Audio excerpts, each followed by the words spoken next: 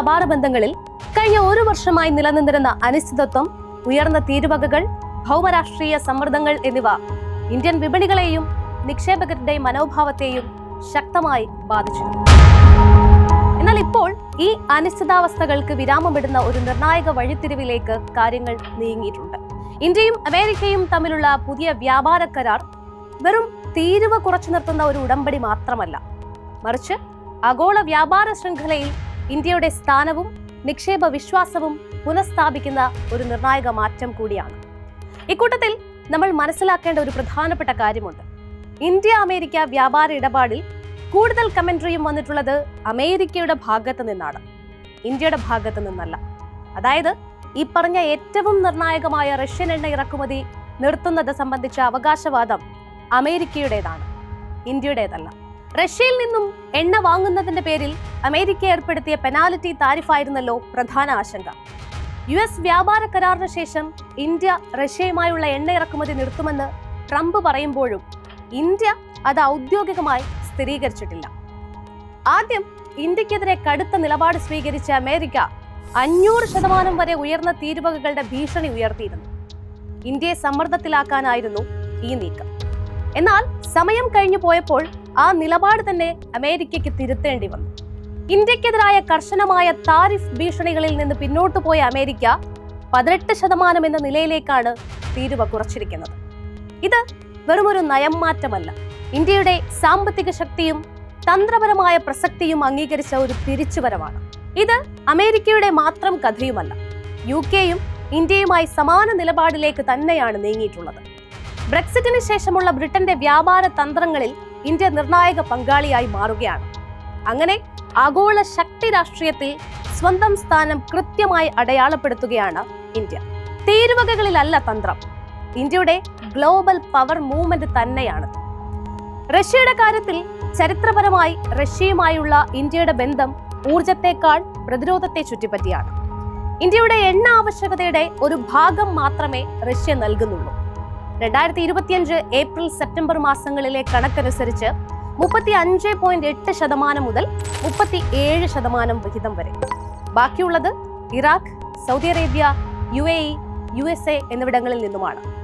ഈ പറയുന്ന എണ്ണ ഇറക്കുമതിക്കപ്പുറം ഡിഫൻസ്, ടെക്നോളജി തുടങ്ങിയ അതിനിർണായകമായ കോർ ഏരിയകളിൽ ആഴത്തിൽ വേരൂന്നിയ ബന്ധമാണ് ഇന്ത്യക്കും റഷ്യയ്ക്കും പറയാനുള്ളത്.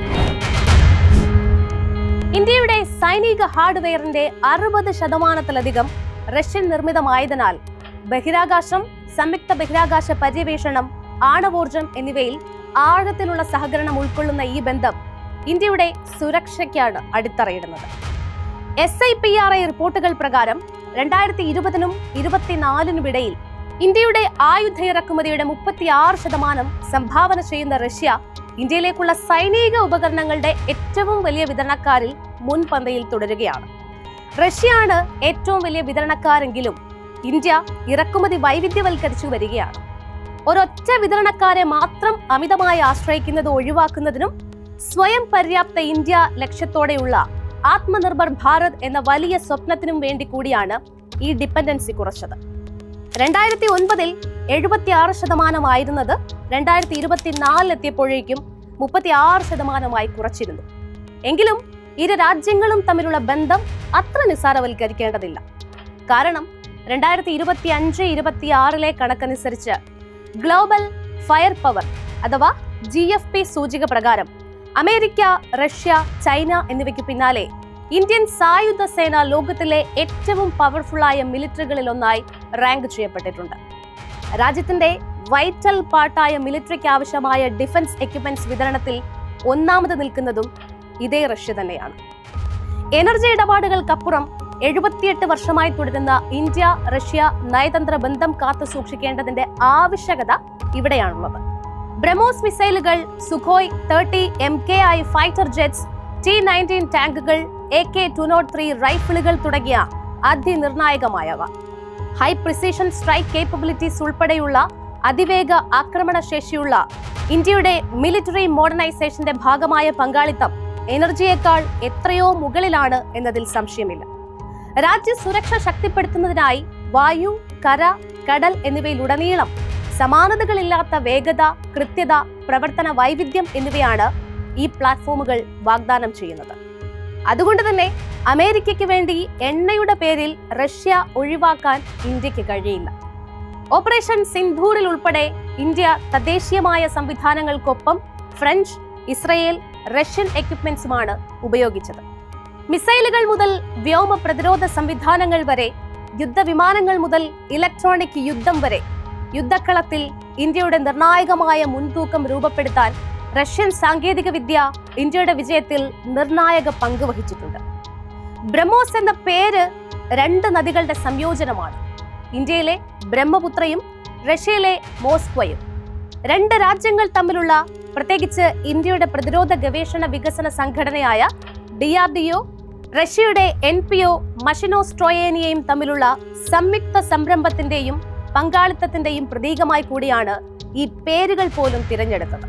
ഓപ്പറേഷൻ സിന്ധൂറിൽ അതിന്റെ പങ്ക് അതിശയകരമായിരുന്നു. ഇന്ത്യയുടെ വ്യോമശക്തിയുടെ പ്രധാന ഘടകങ്ങളിൽ ഒന്നായി സുഖോയ് യുദ്ധവിമാനങ്ങൾ റഷ്യയുടെ ലൈസൻസിൽ ഇന്ത്യയിൽ നിർമ്മിച്ചതും ആക്രമണമുനയിൽ നിർണായകമായ പ്രത്യാക്രമണങ്ങൾ നടത്തിയതിൽ സുഖോയ് യുദ്ധവിമാനങ്ങളുടെ പങ്ക് ചെറുതുമല്ല. ഓപ്പറേഷൻ സിന്ധൂർ ഒറ്റപ്പെട്ട ഉദാഹരണമല്ല.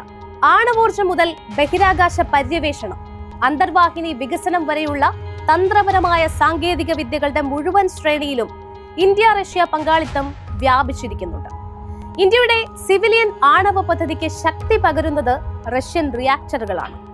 ഇന്ത്യയുടെ വിദേശ നയത്തിന്റെ അടിസ്ഥാന തത്വം എപ്പോഴും സ്ട്രാറ്റജിക് ഓട്ടോണമി തന്നെയായിരുന്നു. ഒരു ശക്തി കേന്ദ്രത്തിന്റെ സമ്മർദ്ദത്തിലും പൂർണ്ണമായി ചാഞ്ഞു നിൽക്കാതെ ദേശീയ താൽപര്യങ്ങൾ മുൻനിർത്തി തീരുമാനങ്ങൾ എടുക്കുന്ന സമീപനമാണ് ഇന്ത്യ നാളിതുവരെ പിന്തുടരുന്നത്. US-ഉമായുള്ള വ്യാപാര കരാറും റഷ്യയുമായുള്ള ദീർഘകാല ബന്ധവും പരസ്പര വിരുദ്ധമല്ല, മറിച്ച് ഇന്ത്യയുടെ മൾട്ടി അലൈൻമെന്റ് നയത്തിന്റെ ഭാഗങ്ങളായാണ് വിലയിരുത്തപ്പെടുക. അതിനാൽ US-ഇന്ത്യ വ്യാപാര കരാറിനെ റഷ്യക്കെതിരായ ഒരു നീക്കമായി വായിക്കുന്നതിനപ്പുറത്തേക്ക് ഇത് ഇന്ത്യക്ക് അനുകൂലമായ ഒരു സാമ്പത്തിക ട്രേഡ് റീസ്ട്രക്ചറിംഗ് ആയിട്ടാണ് കണക്കാക്കേണ്ടത്. ഇന്ത്യയുടെ വളർച്ച, ഇൻവെസ്റ്റ്മെന്റ് അട്രാക്റ്റീവ്നെസ്, കയറ്റുമതി, മത്സരക്ഷമത എന്നിവ ശക്തിപ്പെടുത്തുന്നതിനുള്ള ഒരു നടപടിയായി മാത്രമേ കാണാൻ കഴിയുകയുള്ളൂ. ഇന്ത്യ റഷ്യയുമായുള്ള ബന്ധം ഒറ്റയടിക്ക് മുറിച്ചെറിയില്ലെന്നും അതേസമയം US-ഉമായുള്ള കരാർ ഇന്ത്യയുടെ സാമ്പത്തിക താൽപര്യങ്ങൾക്ക് അനുകൂലമാണെന്നുമുള്ള ഈ ക്ലാരിറ്റി തന്നെയാണ് ഓഹരി വിപണികൾക്കും ആശ്വാസം പകർന്നത്. അമേരിക്കയോ റഷ്യയോ എന്ന തിരഞ്ഞെടുപ്പല്ല, ഊർജ സുരക്ഷയും പ്രതിരോധ സുരക്ഷയും വിട്ടുവീഴ്ച ചെയ്യാതെ ഒരേ സമയം US-ഉമായും റഷ്യയുമായും പ്രവർത്തിക്കാനുള്ള ശേഷിയാണ് ഇന്ത്യയുടെ യഥാർത്ഥ ശക്തി.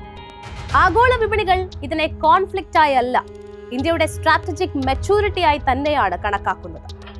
ആഗോള ശക്തി രാഷ്ട്രീയത്തിൽ സ്വന്തം സ്ഥാനം കൃത്യമായി അടയാളപ്പെടുത്തുകയാണ് ഈ നീക്കങ്ങളിലൂടെയൊക്കെ ഇന്ത്യ.